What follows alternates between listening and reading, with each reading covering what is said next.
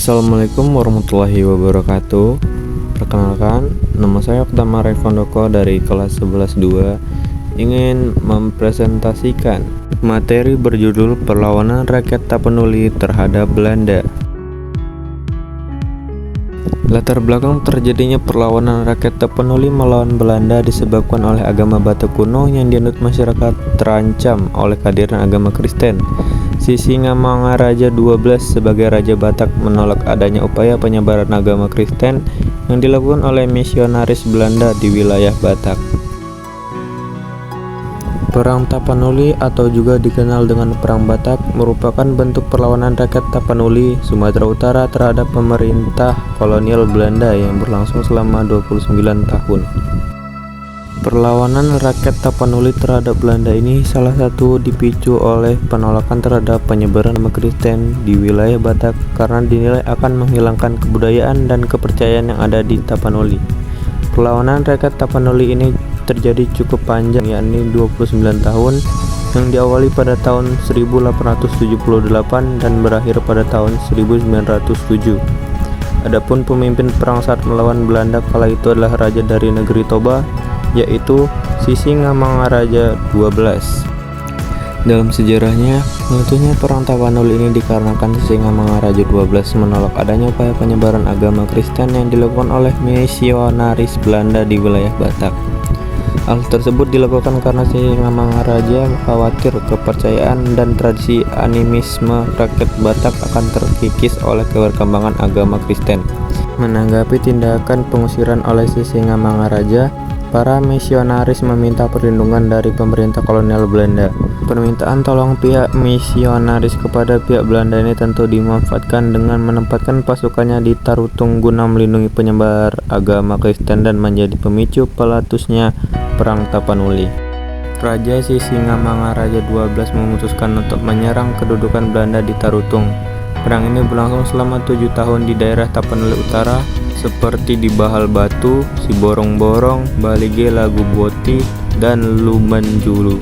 Pada tahun 1894, Belanda melancarkan serangan untuk menguasai Bakara, pusat kedudukan dan pemerintahan kerajaan Batak, dan berhasil ditaklukkan oleh Belanda. Beruntungnya Sisingamaraja beserta pasukannya sempat melarikan diri meski harus mengungsi dan keluar dari wilayahnya sendiri, yaitu pindah ke daerah Pak. Tumbangnya Sisingamangaraja meski mengalami kekalahan pada perang sebelumnya, semangat Sisingamangaraja dan perlawanan rakyat Tapanuli terus berkobar.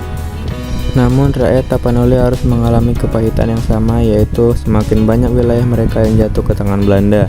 Akhirnya Sisingamaraja pun meminta bantuan kepada pihak Aceh untuk meningkatkan kemampuan perang mereka, dan pihak Aceh pun bersedia membantu dengan mengirim pasukannya.